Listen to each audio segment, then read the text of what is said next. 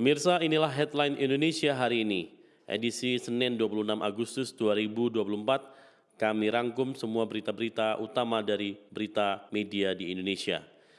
Kami awali dari cnbcindonesia.com. Media ini menulis industri konten di media sosial semakin sesak belakangan ini karena makin banyak orang yang coba ambil bagian. Platform makin lama semakin kecil membagikan uang untuk postingan populer. Di sisi lain, para brand lebih spesifik memilih kesepakatan dengan influencer. Kondisi ini diperparah dengan ancaman TikTok diblokir di Amerika Serikat pada tahun 2025 mendatang. Banyak kreator konten yang was-was apakah masih bisa meraup penghasilan dari media sosial jika salah satu channel sumber uangnya dihapus. Mitos Kota Kediri bisa jatuhkan Presiden RI tidak berhenti dibicarakan. Ini adalah berita yang dinaikkan oleh suara.com. Kota Kediri menjadi salah satu daerah yang dianggap punya momok sendiri bagi orang nomor satu tanah air. Presiden yang datang ke Kediri disebut bakal lengser setelah mengunjungi kota yang berada di Jawa Timur itu. Presiden Joko Widodo sendiri belum pernah berkunjung ke Kediri selama 10 tahun kepemimpinannya. Bahkan Sekretaris Kabinet atau Seskap Pramono Anung sempat mengaku melarang Jokowi berkunjung ke Kediri. Hal itu disampaikan Pramono di hadapan Kiai Sepuh Pengasuh Pondok Pesantren Lirboyo. Ia mengacu pada pelengseran Presiden RI keempat Abdurrahman Wahid yang sempat mengunjungi Kediri tak lama sebelum dijatuhkan. Tribunnews.com mengangkat berita warganet Indonesia ramai-ramai mengirim surat elektronik atau email massal ke University of Pennsylvania, Amerika Serikat. Mereka meminta kampus itu mencabut beasiswa S2 Erina Gudono. Erina menuai sorotan karena aksinya yang dinilai tidak etis. Ia sempat mengunggah foto-fotonya memakan roti 400.000 hingga berbelanja $1 puluhan juta di Amerika Serikat. Mirisnya, unggahan dilakukan saat masyarakat tengah berdemo untuk menolak revisi Undang-Undang Pilkada. Sementara itu, Kompas.com memberitakan Sekretaris Jenderal Partai Solidaritas Indonesia (PSI), Raja Juli Antoni, enggan berkomentar banyak mengenai penggunaan jet pribadi oleh Ketua Umum PSI Kaisang dan istrinya Erina Gudono ke Amerika Serikat baru-baru ini. Raja Juli menyatakan ia adalah pengurus partai dan bukan juru bicara Kaisang. Adapun penggunaan jet pribadi dengan harga fantastis oleh anak mantu Presiden Jokowi itu sebelumnya viral di media sosial. Beralih ke berita mancanegara, suaramerdeka.com menyoroti wabah Mpox meluas di Afrika, WHO berikan izin penggunaan darurat vaksinasi. Organisasi Kesehatan Dunia atau WHO meminta para produsen vaksin untuk mempercepat proses persetujuan dan memberi izin penggunaan darurat di medio September.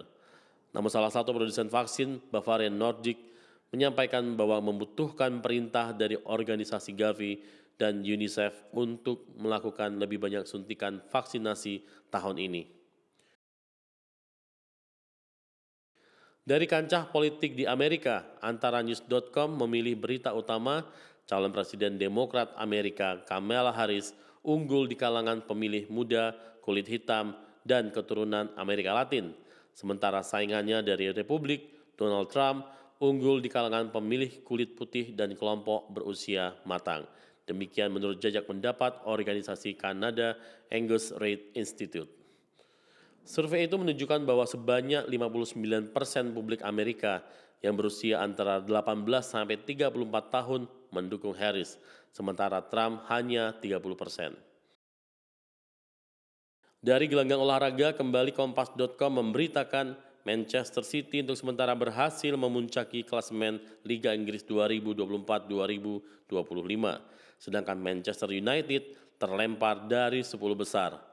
Beberapa laga Premier League kasta teratas Liga Inggris pada pekan kedua tuntas digelar, yaitu pada Sabtu tanggal 24 Agustus 2024. Di antaranya ada pertandingan yang melibatkan tim besar seperti Manchester United, Manchester City, dan Arsenal. Manchester United mesti mengakui kekalahan dari tuan rumah Brighton and Hove Albion di Stadion American Express. Kembali ke dalam negeri, tribunnews.com memberitakan Publik dihebohkan dengan foto yang disebut-sebut sebagai Menteri SDM sekaligus Ketua Umum Partai Golkar Bahlil Lahadalia bersama sebotol whisky dengan merek Hibiki 21 Years Old. Dalam foto viral itu memperlihatkan seorang pria yang diduga Menteri Bahlil duduk santai di sebuah ruangan. Ia terlihat tengah menelpon seseorang. Kehebohan ini membuat pakar telematika Roy Suryo merasa terpanggil untuk turut angkat bicara. Melalui penjelasan teknisnya, Roy Suryo memaparkan bahwa foto ini merupakan hasil tangkapan asli tanpa rekayasa digital.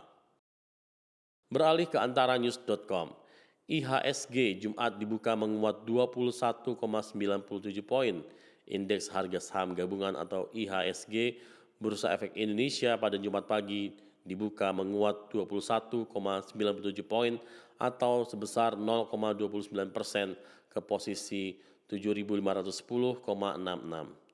Sementara itu, kelompok 45 saham unggulan atau indeks LQ45 naik 4,36 poin atau 0,47% ke posisi 938,73. Suara.com mengabarkan Susi Pujiastuti ungkap harga jet Gulfstream yang diduga dipakai oleh Kaisang Erina ke Amerika Serikat. Susi mengungkap perkiraan satu harga pesawat jet pribadi tersebut. Meski tidak mengungkap secara gamblang dengan menyebutkan angka, dipastikan pesawat pribadi itu harganya fantastis. Pasalnya, Susi sendiri membandingkan kalau Gulfstream G65 OER itu harganya puluhan kali dibandingkan pesawat komersil yang digunakan oleh maskapai miliknya Susi Air. Pemirsa, itulah headline Indonesia hari ini.